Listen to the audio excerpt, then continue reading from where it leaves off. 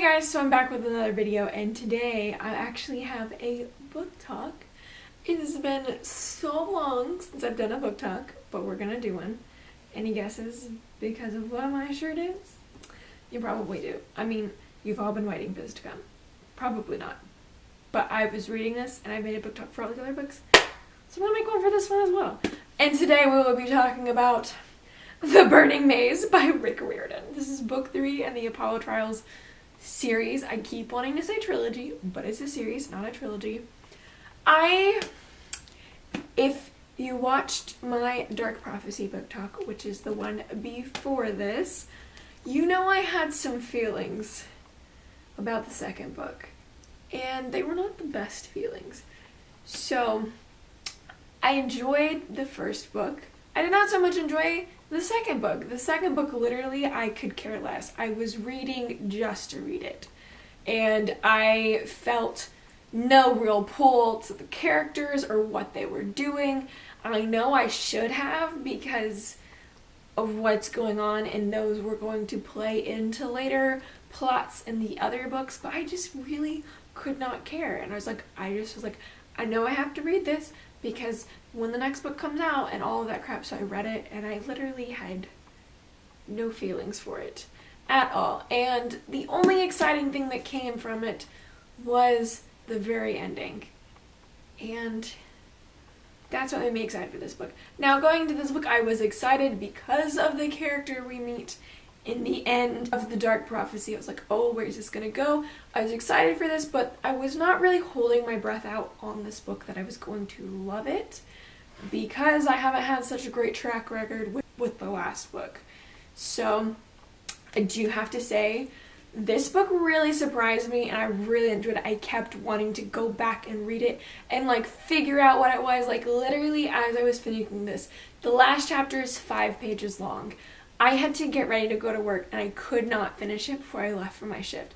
And I was so upset because all I wanted to do was finish the book.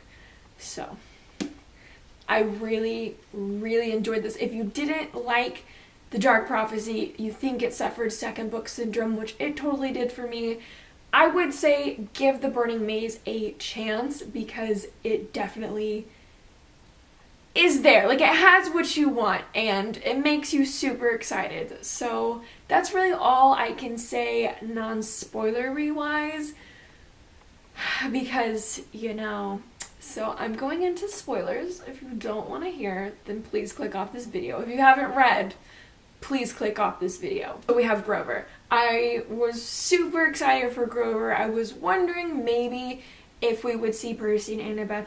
I wasn't really thinking about it because I'm pretty sure they're still up in New York finishing up high school or going to New Rome, which I guess this one only takes place not too long after the first Apollo book when we did see Percy.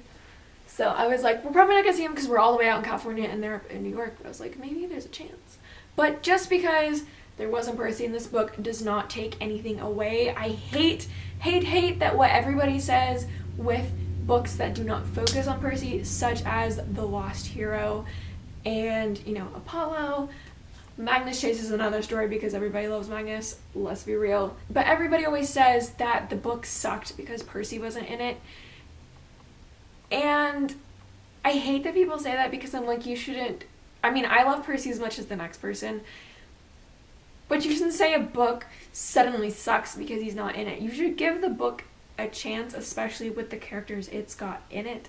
So yeah, anyways, I was so happy to see Grover because I'm like, we haven't seen Grover in a while. I was wondering how he's going to tie into this, what he's been doing, what he's been up to really since we last saw him in did we see him in Blood of Olympus?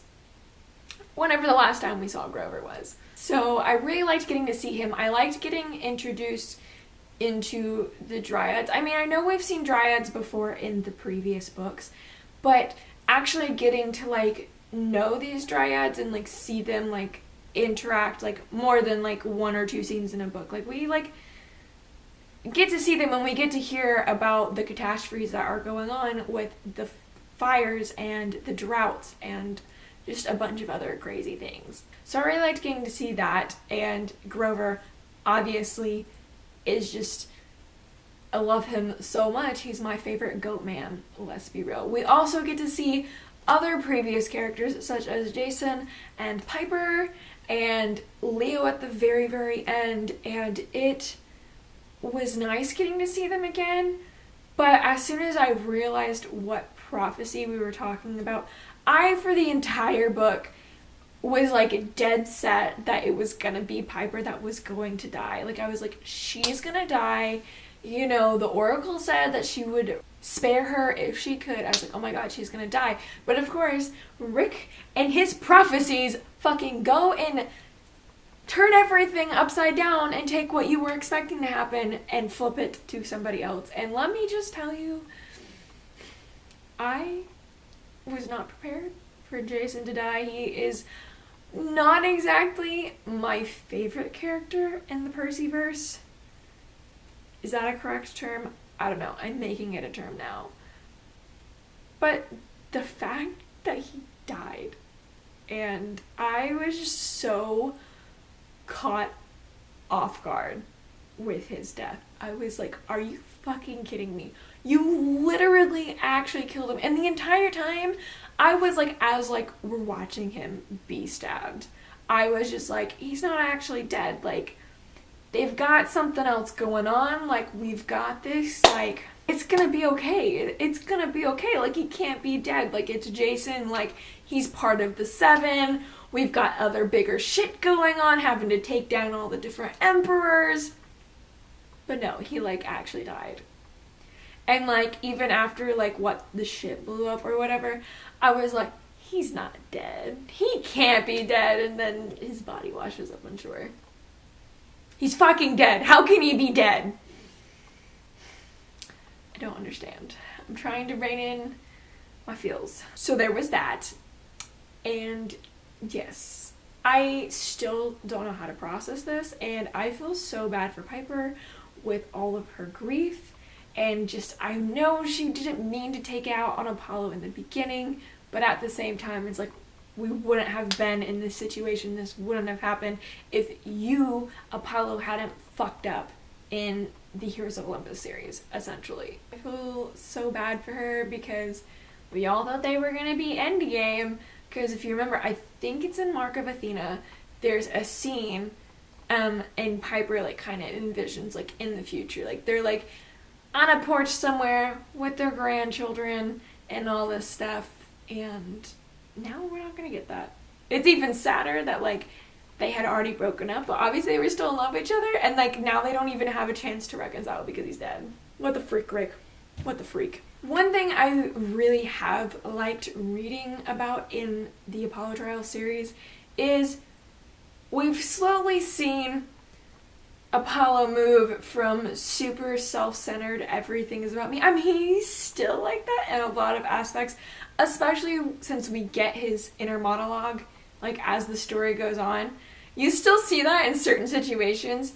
That's how he's like hardwired to think.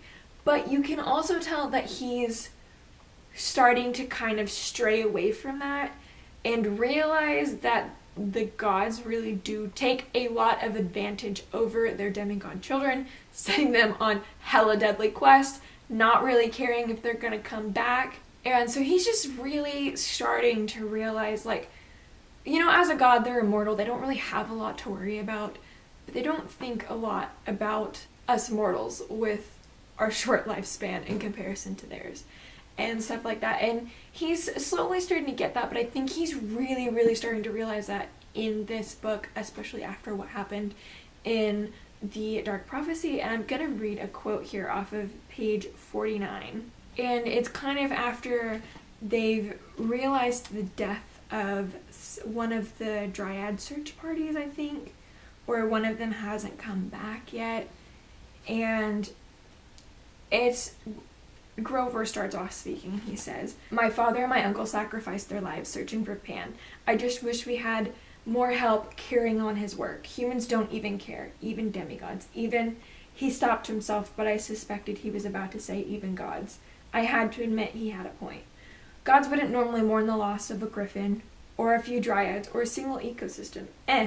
We would think, doesn't concern me. The longer I was mortal, the more affected I was by even the smallest losses.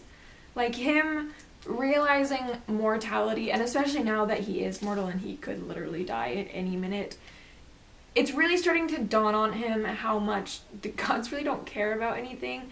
And they should be caring, especially like, I mean, they can still die, just not exactly in the sense that like mortals die, they disappear if people stop like believing and worshiping in them. And he's really starting to realize that, and so I'm really hoping, I know we have 2 more books left in this series because it's supposed to be 5 books, that when Apollo is reestablished as a god, he takes what he has learned from his time being mortal, because as he said, this is not the same as when he's been mortal in the past. I think he's been mortal like as punishment 2 other times, but he like had his godly powers or like other stuff like that, where this time he has no powers. He's a pimply, scrawny little teenager essentially, and he's really seeing what it's like to live on the other side of the tracks. And I really hope when he does become a god again, he takes this into consideration and tries to change the ways, kind of how Percy did at the end of the Percy Jackson series, when he said that every god has to claim their child by a certain age, or what Jason was doing in this book with Camp Jupiter, with creating little shrines to all of the different gods, not just the major ones. I'm happy that he's realizing it, but it also hurts because then it just like reinforces the idea to the reader that like the gods really don't care. All they are out is for themselves. They're gonna do whatever they have to for themselves. And I also like that in this book, as Apollo is maturing, he starts to take more responsibility towards the end. Like, he's kind of done it a little bit in the other books, but it's like reluctantly, whereas this time, you know, he's kind of really like, oh my god, this is like my fault. Like, I'm the one you're after. Like, we shouldn't lose any more lives because of me. Like, I'm the one you want. Let them go. All of that crap. And I'm glad I'm seeing that, because I was like, I love you, Apollo, but like, you have really been getting on my nerves with your selfishness. And also, the one thing I really have liked about these is we stick with, you know, with the Percy Jackson series and the Heroes of Olympus series, we saw a lot of creatures we already know from Greek mythology, like the super like prominent ones like the Minotaur, or the Fates, Cerberus, Hellhounds, stuff like that, Cyclopses, stuff we've already seen and we kind of know what they are. But Rick is really starting to undo himself with this series, because we're introduced into so many more different creatures. Like the second book, we got the Belemies, I think it was, which was really cool. It was really hard for me to picture, so I had to like go Google a picture to like figure out what it was supposed to look like. But then also in this one, we get the Strixes and the Pandai, and so I really think the Pandai are an interesting creature, and I hope we see more of them in the future books. I am so sad that what's his face died. I can't even fucking remember his name. The white one that was traveling with them for a short period of time. I was really hoping he was gonna live and that he would travel on with them and help them, and he died, and I was so sad. And it was so heartbreaking, especially for Apollo. Crest. His name's Crest. So just on the note of Crest's death, I have a quote here that like just really hit me. I was like, oh my god. And I think this is what also, like, that first quote I read was in the beginning of the book, so he's already started noticing it, but I think this is the part of the book that he was like really taking responsibility and understanding just how easy it is to die. And so Crest is killed trying to save them, and it says, Crest was no longer listening. His eyes had turned glassy, his tortured muscles relaxed, his body crumbled, collapsing inward until the ukulele sat on a pile of dust, a small, sad mountain of my many failures. And I think, I mean, Jason's death hit him hard too, but like watching as this creature died, like in his arms that he had made promises to, like, it was sad. And I think Crest's death is going to be kind of really a turning point for Apollo in this series, so I'm excited to see where this goes. But yeah, the Pandai were really cool. The Strixes were interesting, the fact that they're scared of essentially strawberry plants. So I'm excited to see what other creatures we're going to be introduced to in the other books. Also, we get a freaking mention of Raina, so we know we're going to Camp Jupiter in book 4, which doesn't come out till November of 2019. I'm so sad, but like, I can wait, I guess. Also, we get the Malai, is that how you say it? The ancient dryads, the Silver Sisters. I'm super excited to see where that goes, especially now that Meg essentially has like her own like bodyguards, essentially. They seem really cool. I'm pretty sure they're also going to play more into the other series, but I want to delve more into their like background and stuff. They just seem like really interesting characters. Like, I've never heard of that myth, so is it a myth? I think it probably is, but if it's not, I don't know, I need to look into that. Also, let's just talk about Meg for a second, okay? Poor girl has been through some shit in her life. I felt for her so much throughout the series, and like the fact of what happened at the end of the Hidden Oracle and like her reverting back to going to Nero and essentially like underlying everything that already happened.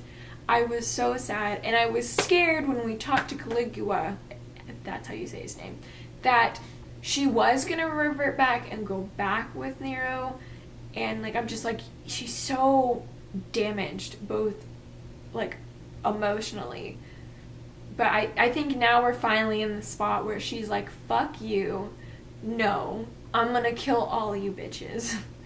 That's what's gonna happen. So I'm super excited to see where this is gonna go. She had her essential mental breakdown, kind of like returning to the home she shared with her father before they ran away and he was later on killed. She is gonna come back stronger than freaking ever, and she's gonna freaking tear the world apart. Let me tell you. So that is all I have to say about this book. I'm still processing my feelings on Jason's death. I'm sad. I didn't think it was going to happen. I didn't think Rick would have the balls to do it. But he did it. So, that's what I think. Let me know down in the comments what you thought of The Burning Maze. I would love to chat it up with you. And don't forget to like and subscribe if you want to see more videos from me. Until then, I will see you guys in my next video. Goodbye!